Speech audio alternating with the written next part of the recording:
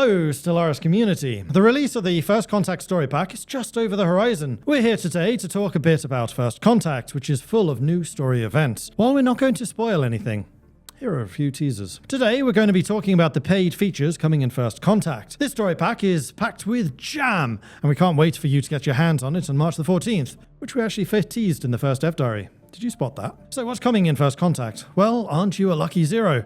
That's why we're here. First Contact adds many new pre-FTL stories and events, as well as unlocking special spawning conditions that combine with other DLC for some interesting pre-FTL civilizations. Gain enhanced mechanics for diplomacy and espionage, as well as a unique pre-FTL civilization, the Renewable Society. Want to forcefully invade primitives like you always have and consequences be damned? Sure, go right ahead. We won't stop you. We might judge you a little bit after spending 9 months developing a story pack around pre-FTLs, but okay, go ahead. Should you not decide to invade straight away, you can aggressively or peacefully observe pre-FTL civilizations in order to gain insights towards technologies that would not otherwise be attainable. These are called insight technologies. Sometimes these are the things you learn from even the most primitive civilizations. There are 12 insight techs included in First Contact, plus an extra tech for those who own Overlord. These techs can give you an economic or military advantage over your neighbors, potentially tipping the scales of balance in your galaxies. Okay, now let's talk origins. First Contact comes with 3 new origins that are all themed around your civilization's first contact with another alien civilization. In the Payback origin,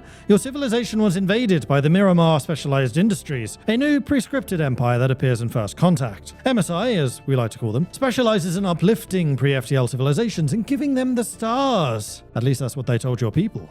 At first. As time passed, your people learned to read the fine print and realized there would be no more than indentured servants under MSI and decided to fight back, wresting control of their homeworld from them and destroying the flagship in the process. Now, after figuring out the secrets of these advanced technologies, you're ready to jump feet first into the galaxy. But be warned, MSI is still out there and might not take too kindly to meeting those who caused a smudge on their quarterly reports. Broken Shackles is the other origin featuring MSI. In Broken Shackles, you begin on a crashed slave ship after your people banded together to rid themselves of their captors and set out to make a new life for themselves. Starting with a random assortment of pops from pre-FTL civilizations across the galaxy, and on a planet covered with ruins from the massive slaver vessel your people escaped from, you set out on a quest to find your people's homeworlds. And the final origin in First Contact, Fear of the Dark. After a planetary body explodes in your home system, a sizable portion of your population begins to believe the accident was extraterrestrial in nature, believing that all life in the galaxy must be inherently hostile. These xenophobes will try their best to stop you from conducting diplomacy with the other species in the galaxy. Whether your species leads these people into the light and shows them the error of their ways, or decides to follow them into the darkness, the choice is yours. But that's not all. In a twist you never saw coming, First Contact also features cloaking for the first time in Stellaris. When applied to your military vessels, cloaking allows you to ignore closed borders and pre-position your ships for a debilitating first strike, or choose to avoid combat altogether and pass by those hostile fleets, as long as you can avoid the detection, that is. Science ships may cloak and scan enemy planets for intelligence, or bolster the defenses as your border bastions by combining their sensors with the starbase's sensors for extra cloaking detection. Observation stations will be able to cloak as well, allowing you to get those juicy insight technologies without risking the planet's awareness. Every fleet has a cloaking strength and a cloaking stability. Larger ships become harder to cloak than the smaller ships. It makes sense that a kilometer-long Titan is harder to cloak than a Corvette after all. The weakest cloaking stability in the fleet determines when the fleet's cloak will fail, meaning that large ships mixed with smaller ships will have a weaker cloaking stability than a fleet of just the small ships. Cloaking is a bit of a double-edged sword. Escape detection and gain advantages in your first strike at the outset of a war, but if your fleet gets detected, it goes MIA back to your space, or worse, gets caught in combat with the shields down. That's it for us today. The First Contact packs will be available March 14th.